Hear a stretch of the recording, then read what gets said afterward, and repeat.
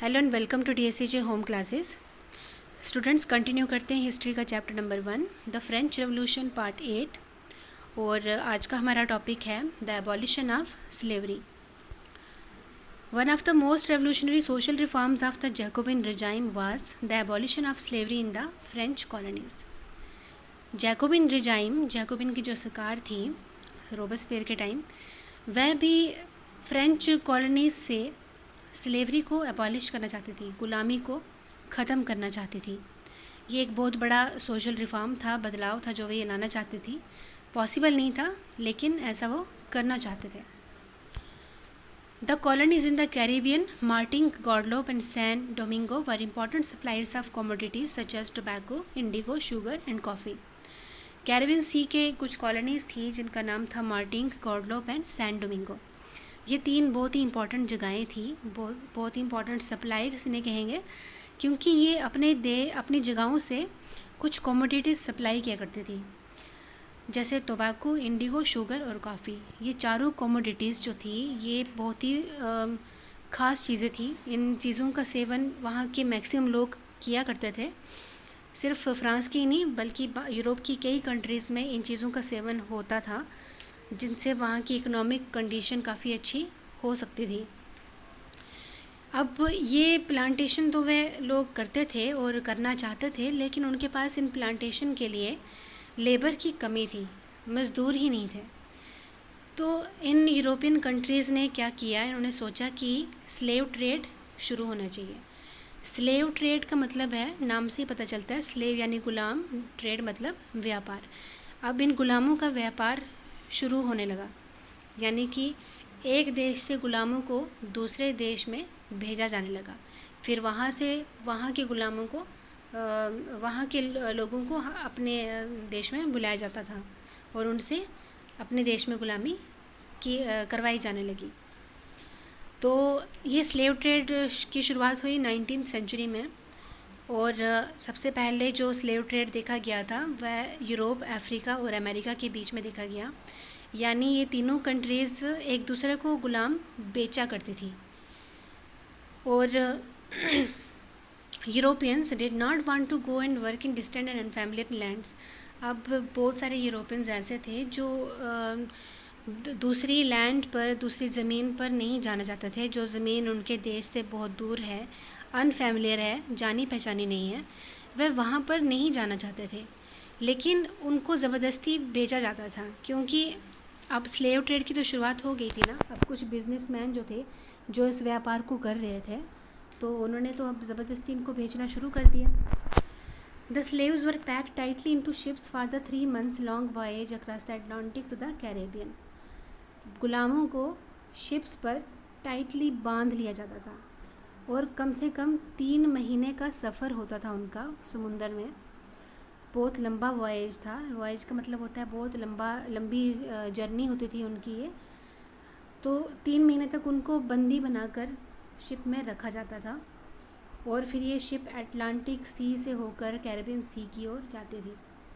तो यानी कि बहुत नाइंसाफ़ी थी गुलामों के साथ, उनको ज़बरदस्ती भेजा जाता था।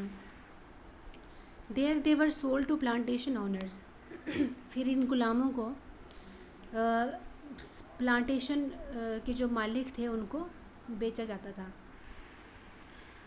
Demand grew in European markets for sugar, coffee and indigo. अब यूरोपियन मार्केट्स में डिमांड बढ़ती जा रही थी शुगर, कॉफ़ी और इंडिगो की। तो जितनी डिमांड बढ़ती जा रही थी उसके लिए उतनी लेबर चाहिए भी थे, उतनी प्लांटेशन भी होनी चाहिए थी। तो ये जो व्यापार चल रहा था स्लेव ट्रेड का, तो ये काफ़ी सक्सेसफुल हो रहा था। इससे यूरोपियन मार्केट्स की डिमांड पूरी होती दिख रही थी। Port cities like Bordeaux and Nantes owed their economic prosperity to the flourishing slave trade. अब जो पोर्ट सिटीज़ थी, जो सी के किनारे वाली जो जगहें होती हैं ना, पोर्ट जिसे कहते हैं, तो उन पोर्ट में जो शहर थे उन जैसे कि बोर्डेक्स और नैंटिस, ये 2 शहर ऐसे हैं जिनकी इकोनॉमिक प्रॉस्पेरिटी अच्छी हो रही थी स्लेव ट्रेड की वजह से। क्योंकि जैसे ही गुलाम एक पोर्ट पे आते, वह वहाँ से गुलामों को उतारते और फिर प्लांटेशन ओनर को बेचते थे, अच्छे दामों में बेचते थे, जिनसे उनका काम भी अच्छा चल रहा था। Slave trade became a big business, यानी कि स्लेव ट्रेड जो था वह उन पोर्ट सिटीज़ के लिए तो एक बहुत बड़ा बिजनेस बन चुका था. Therefore National Assembly did not pass any law to free slaves. इसलिए देखा गया कि जो नेशनल असेंबली जो बनी थी ना फ्रांस में, उन्होंने इन स्लेव्स को फ्री करने के लिए, आज़ादी के लिए कोई कानून पास नहीं किया था. लेकिन जब 1794 में कन्वेंशन बनी थी, उन्होंने इन स्लेव्स को फ्री करने के लिए कानून पास किया था, कानून बनाया था. और इन्होंने सभी मतलब ये स्लेव ट्रेड इन्होंने ख़त्म ही कर दिया था जब कन्वेंशन बनी थी. लेकिन 10 साल के बाद जब नेपोलियन बोनापार्ट वहाँ पर आया तो उसने इस स्लेवरी को फिर से रीइंट्रोड्यूस किया, यानी फिर से वही सिस्टम दोबारा से शुरू हो गया. स्लेव ट्रेड का काम फिर से शुरू हो गया.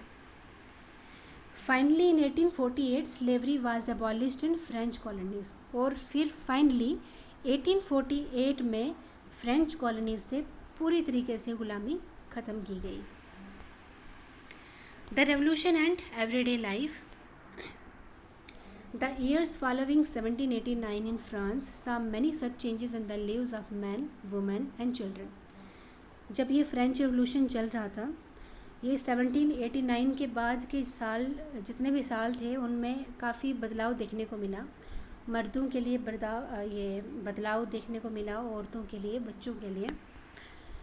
The revolutionary government took many steps to pass laws for the liberty and equality for all the citizens.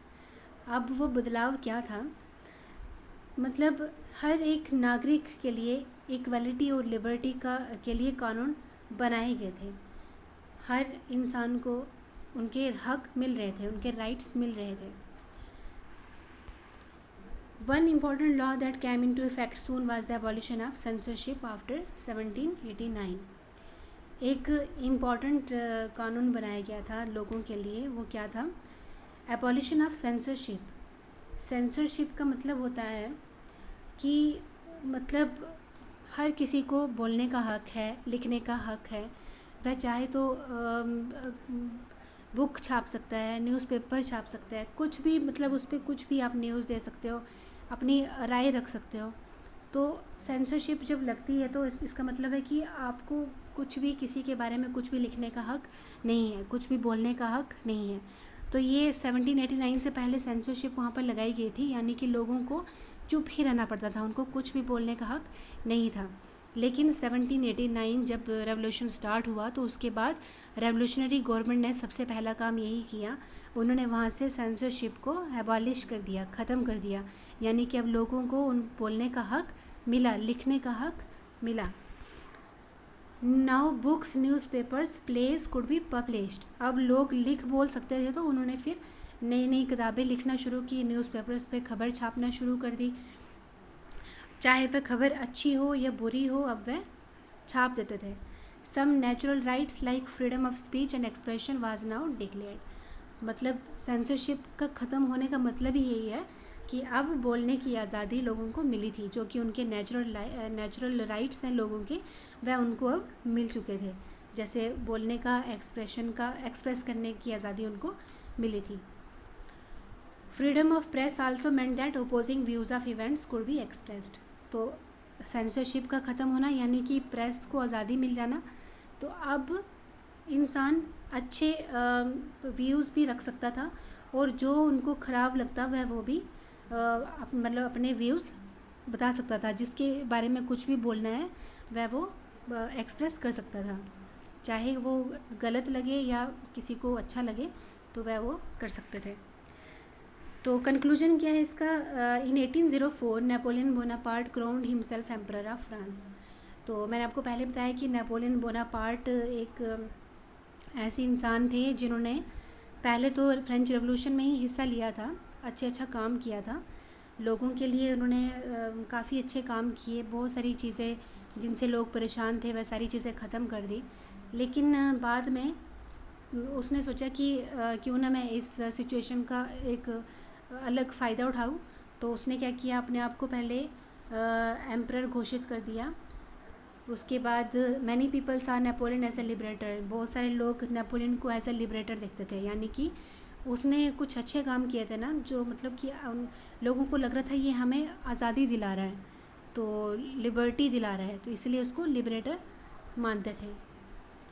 As Napoleon introduced many laws such as protection of private property and uniform system of weights and measures, feudal system was abolished.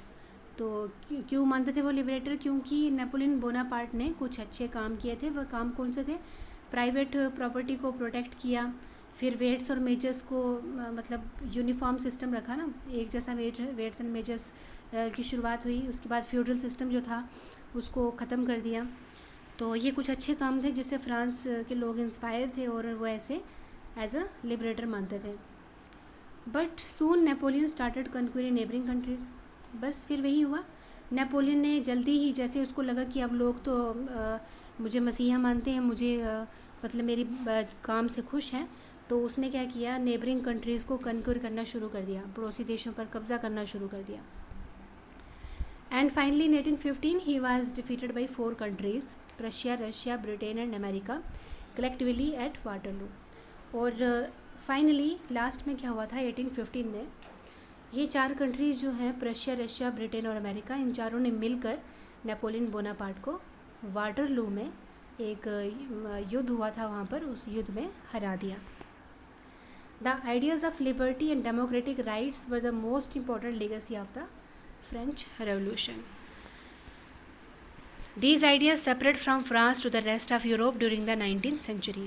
तो ये जो liberty और democratic rights के जो ideas थे, जो French revolution के दौरान ही लोगों को पता चले, तो धीरे धीरे ये आइडियाज़ यूरोप की बाकी कंट्रीज़ में भी फैल गए और बाकी की कंट्रीज़ में भी अब रेवोल्यूशन स्टार्ट हो गया था। वह भी अब ये आइडियाज़ अपने देश में लाना चाहते थे। वहाँ पर वह लोग भी आज़ादी की लड़ाई लड़ रहे थे।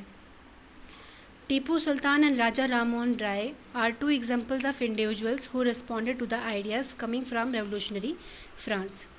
तो टीपू सुल्तान और राजा राम मोहन राय जो कि इंडियन थे, ये 2 एग्जाम्पल्स हैं जिन्होंने ये आइडियाज़ रेवोल्यूशनरी फ्रांस से लाए और हमारे इस इंडिया में ये आइडियाज़ अपनाए।